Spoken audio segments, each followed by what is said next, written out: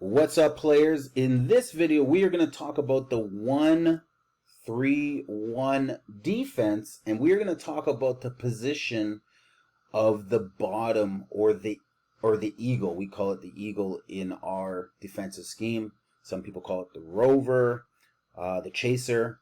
But the bottom guy in the 1-3-1, we're going to talk about the rules that this guy needs to enforce. And what's required of this guy, what attributes does this player have, his role, and then the rotations and responsibilities when based on where the ball is, and any schemes that we can see where he changes things up. So let's get right into it and let's talk about the rules of our bottom or our eagle. All right, let's take these guys off for now. And we'll talk about his movement and his. First, we're going to talk about the rules. So there's 3 rules that we talk about in the overview. No middle, okay? We also talk about no quick passes, so no quick swings, and we talk about no baseline drives. The first rule and the primary rule that our baseline guy is responsible for is no baseline drives. If the ball is corner or wing, let's say the ball is wing, but there's no offensive player in the corner. You know, it's just an offensive player right here. Let's say not the center, but just say an offensive player right here. And let's say our defensive player decides to drive, okay? Normally he'd be right here, but because there's no corner player, let's say our offensive player decides to drive, this is considered a baseline drive. And he must make sure that he gets and takes away the baseline, forcing him back towards the middle. We do not want baseline drives. Again, like we said in our overview, it really forces a lot of players to defend the ball and therefore leaving a lot of players open on the offense. So it's a rule, it's a guideline, but it's a must. We don't want to have this breakdown ever. So that's the rule that he enforces the most, is no baseline. If the ball were corner and he had the ball, okay, then when the ball is corner, his job is to play on-ball defense on the corner, but to position in a way where he is taking away the baseline. So essentially, he's shifting to his right, forcing the guard to drive right in this particular scenario, so that the guard can't drive left. He's really taking away the baseline drive, forcing him into what we call, and we'll talk about later, is our funnel. Okay, and we'll just throw a wing here for now. But this would be the funnel that the guard looks like it has and can enjoy as an attack right here, because it looks wide open. But it's a trap that our baseline, our bottom or our eagle is setting up right here by taking away no baseline. So rule number 2, no baseline, and he is responsible for this. What requirements do we need our bottom guy to have? So we talk a little bit about our top guy and what, he needs to be good at on ball, needs to be agile, can move laterally. Our bottom guy, some of the requirements I would say, especially as players are get bigger and stronger and faster, he would need to have some height. Height would be a good attribute, or at least to be able to jump high, because there are going to be scenarios where he's going to need to rebound and he's going to need to defend a lot of stuff by the hoop. And in certain cases, he may need to post and defend in the post, fronting players who are much taller than him. So height is important in certain situations. Not so much with the youth teams. With the youth teams, I'm going to say that the next thing is more important, and that's speed. I want to make sure he's fast and in good condition, that he can cover a lot of ground, because there are going to be scenarios where he's going to need to get from on-ball defense here to cover the low post, to cover across, and then to cover on-ball on the opposite corner. So he'll need to be fast. He'll need to be in shape.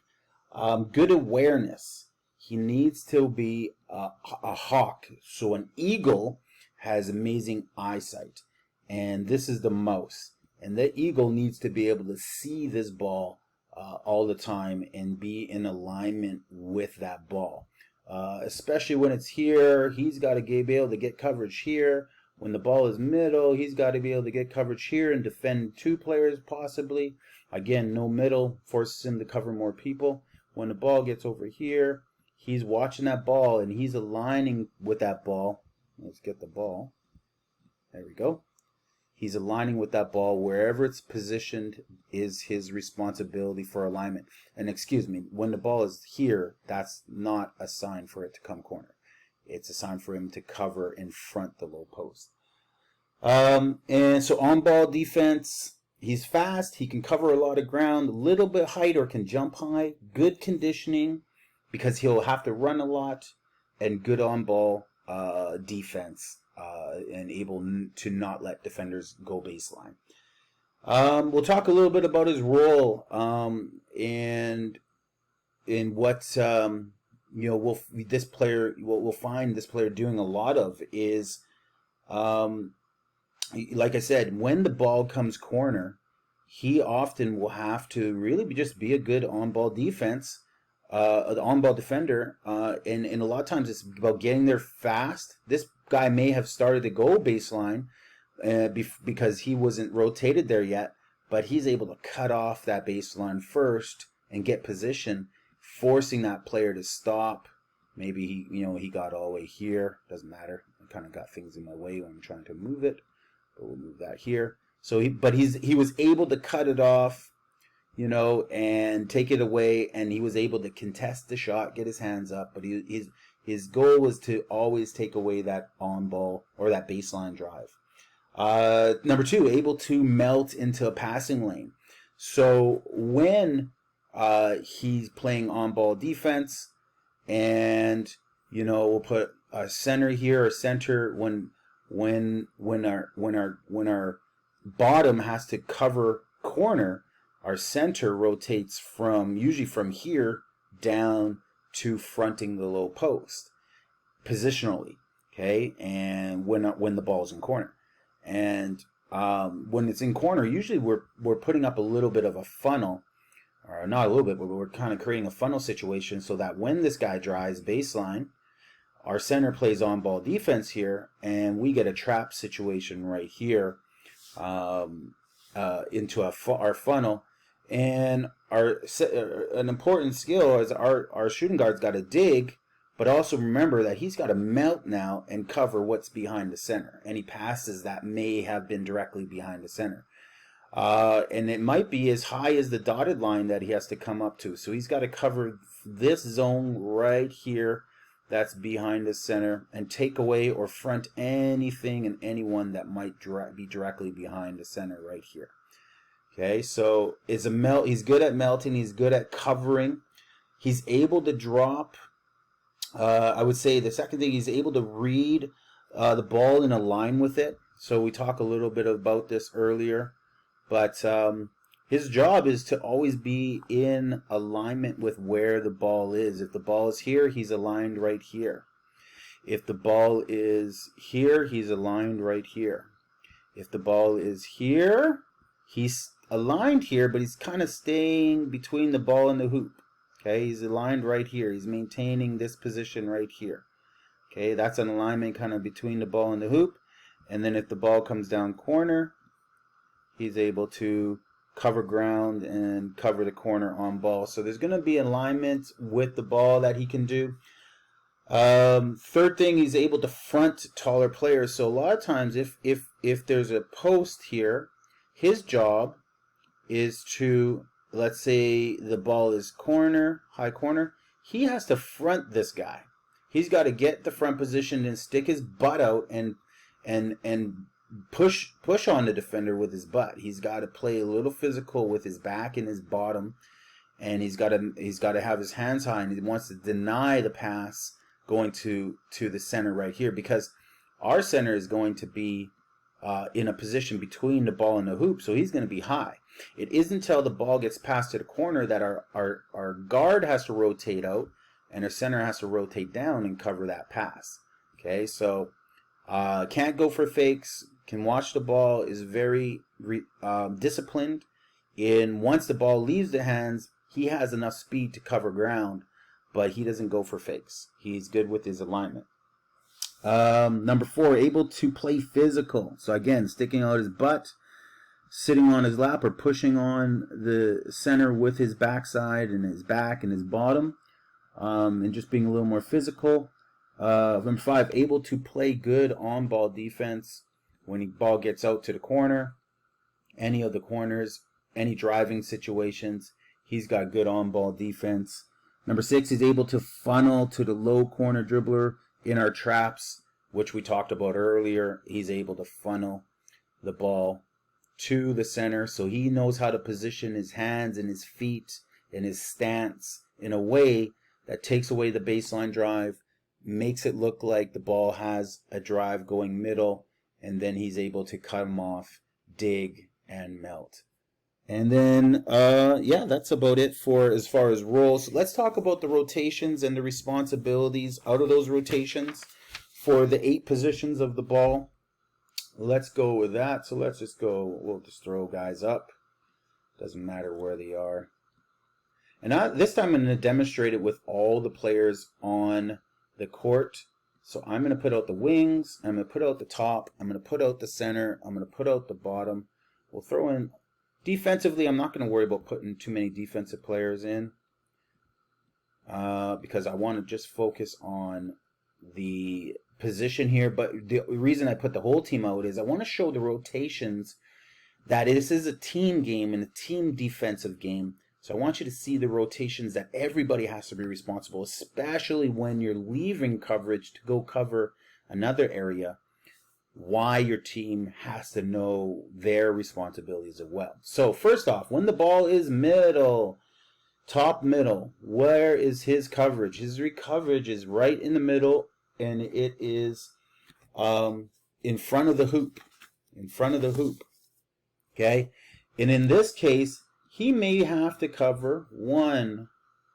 Let's go with 2. So maybe he has 2 players here in the post. Now he's in a position where ball is middle, so it's already breaking our rule of no middle, but our guard's doing his job, pressuring the ball. But right now he's positioned in front of the hoop, no middle. And a great example is our 45 pass might be right here. This guy might be up. So in our offense in 32, we have 45, which means these guys are open. So it might be a direct pass to here. He's got to be in a position where he's watching the passer and watching the passer's eyes, the ball handler's eyes, and he can step in front of that ball and take away that pass. And again, we don't ever really want to be in a position where we have to defend 2 players. But in the 1-3-1, there's a lot of cases where that is the case, where you may find yourself defending more than 1 player. Okay, so he has the middle of the hoop when the ball is in the top. When the ball goes to the wing, okay, he now has to front the low post. So his job now is to get in front position and put his butt on the center's leg and push and put his back up against her and be physical, but actually use his butt as leverage, like he's pushing a boulder behind the backboard. So he wants to make a little contact, not too much where you get a foul, but he wants to be physical enough to push and stay in front of this defender, but not lose balance. Okay, and then we have our power forward will shift over, and our center is going to be in alignment between ball and hoop. Okay, and that's important right here. So he's fronting the center right here. Now, when the ball goes to corner, his job is to take away the baseline and banana cut into position. Okay, chopping his feet and closing out into position, no baseline. And at the same time, our center is crashing down. So those 2 actions, when a ball gets passed to the corner, his rotation there has to be the same as the center's rotation down into the physical butt on thigh, fronting the center, taking away the pass position, and our shooting guard is on ball on any corner play. Again, forcing him into the funnel, digging, and then trying to deflect the ball, and then melting away behind the center when the center steps up and is taking away that pass. He's melting away, maybe taking away the center right there, and our power forward is, our other wing is melting down into a passing lane coverage right there. Okay, and then we have our small forward on the weak side, obviously, and our top down here as well. So now, when the ball gets into the low post, if the ball does get into the low post, let's just say for whatever reason he was out of position here and didn't get coverage right here, and the ball did make it into the low post, and he does actually recover, okay, and maybe he has to get behind. Well, now our bottom has to come down and trap the ball with the center, and the wing can come into that trap as well. So it's kind of just advancing it to what it was, a drive or a pass, whether it was a dribble or a drive to this position or a pass to this position. It still looks like the same thing. We still have a trap here when the ball gets into the low post. We have our eagle coming down to trap that, try not to foul, and our wing may come down trap, and you want to stay in that trap and dig for a couple seconds, and then melt and take away that next pass, wherever that next pass may be. Okay, and it might be that he has to come just shallow right here because maybe there's nothing in the middle, and the next pass maybe for him might be melting up here. Maybe the next pass for him is there's nothing here, maybe the only pass was taken away there and the other pass was taken away there, and all the players are up here. We got one, it doesn't matter, we'll put him here, and we got one here, and maybe maybe the point guard for them is right there. So there's no one for him to melt to behind, so he may just melt back to here to take away this pass. Okay, our bottom may just take away that pass. And there's no one for him to melt here, so he may just melt and take away that pass. They don't want to stay in this trap for too long unless they get their hands on the ball and they can get a tie up, or on a dribble. They're still trying to deflect the dribble because dribbles can barely be passed. But as soon as he picks it up, we have to melt down and take away and leave that for some one-on-one game right there. Okay? When the ball is in the high post, so let's say the ball is in the high post, the center got the ball right here, the wing's here. Okay, when the ball's in the high post, he's just got to rotate back down to the low post, and our center's got to rotate back up and cover the high post. Again, he's taking away anything or anyone that might be in the low post position. If there's no one there, he still has to cover the low post position. Now, we won't put too much to our wing, but our wing is going to take away the passing lane right here, and that's the passing lane but we want to defend. The eagle has to rotate in when the ball goes to the high post. The eagle must be in the low post position, fronting anything that might be in the ball. And the eagle does not have to be outside the key, can come inside the key if need be and protect that hoop. Okay, and it's almost like, yeah, I can get into passing lane pressure here. I can be right here. I can be a second line of defense right here. You know, if the ball is going to go corner, I can get corner. But you're taking away that pass and any drive to the rim by being in low post coverage right here. When the ball is in the top, let's say the ball is in the top for a drive. So when it's in the top, okay, you know, maybe our guard got beat. So now this is a dangerous position. Like I said, no middle. So maybe he's driving. The center has to pick him up. This is where it puts it in a position where you have to kind of come middle or inside position and take away the inside pass of the next most dangerous player. So he'd be a post up player, but he'd be trying to get inside position. Depending on the size of this player, he may want front position, but if it's a much taller player, probably not. He probably wants inside position where he can deny any bounce pass or middle pass.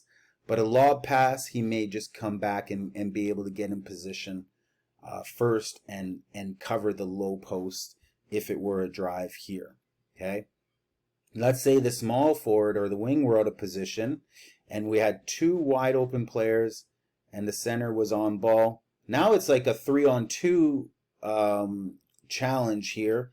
So we know if we shade too much to this side, that the guard, if he's good enough, can make a pass to this side. So we can try to take away the weaker player and leave the lesser player open. That's an option. We can try to play 2 players, you know, and as soon as the ball gets passed, we take the first pass. So if the ball comes down here, you know, we take the first pass, and hopefully our center drops down because the ball went to the post and he covers here. Or maybe the center comes down and traps the ball here because this is actually the right place. So the center would come down and it'd be a trap, and our wing is the guy who's supposed to cover low post here. We'll talk about that in a second. And our guard is obviously supposed to be sprinting back into free throw line coverage because the ball is low. So the pass, you know, the play that is more preferable to me is that, you know, we're here, he's covering 2, he's whatever back, he's on there, he's on offense, he just got beat, he makes a play here, we go here, and it's a double team right there. That's preferable to me. Again, hands high, stopping the pass, and hopefully these guys are kind of actively trying to remember what their jobs were, and they get into position and we're able to defend that. The next position for it might be a wing drive. So if the ball is on the wing, and let's just throw our wing defender in here, and we'll take these guys out for now. So the ball's on the wing, so center is going to be between the ball and the hoop. Our 2 is going to be on the low post, and our opposite wing is going to be in front coverage here, and the ball is on the wing, so he may be he's going to be in the passing lane between here. So we're talking about our bottom right now. Okay, when the ball's on the wing and it's a wing drive, the same things apply. Is we're looking for him to stay in low post coverage, and he's going to be this is going to be the funnel right here. Again, so there might be a drive right here, and we might have a trap. He's not going to come into that play. He's got to cover anything on the backside right here. So he's in low post coverage. Okay? And that's what our bottom is doing. If it's a wing drive on either side, is he's covering the low post on the ball side. And then if the ball is in the corner and it's a corner drive, let's just talk about that. So he flips. He's rotating out, but it doesn't matter if he's early or late. What matters is that he gets baseline first and then covers baseline wherever he may be. And our center is crashing down, and he's stopping ball. And maybe the drive, maybe he got right here with the drive. Maybe he got all the way to the key with the drive, because maybe it was a skip pass and he got baseline to the key. The bottom line is he's got to stop baseline at some point, and our center's got to somehow come and crash in, and maybe he's gotten to here, and that this would be a scoring opportunity for the offense. You can certainly say that, well, our point guard is going to be here, our shooting forward is out of positions, he's going to be behind him, and we have to get a rotation from here. And this would be the last line of defense on that. But the reality is he's got position, he's got ball, so he's got to dig, and our Eagles got baseline. He's got to dig on baseline drives and force a double team right here. Force the ball player to pick up the ball and either shoot it or pass it, especially if there's a defense here. But maybe he does make that pass, and maybe our guard is good enough to rotate here, and our center knows that he's got to follow every pass wherever it goes, no matter what, key to key. So it's a scramble play at the very end here, but a non-scramble play, let's go back to corner, is we're here, and he's got no baseline. And we're funneling and trapping, digging and melting in this position. If he drives, That's what we want. We want that drive so we can trap the ball, get pressure on it, and then melt into positions and take away passes.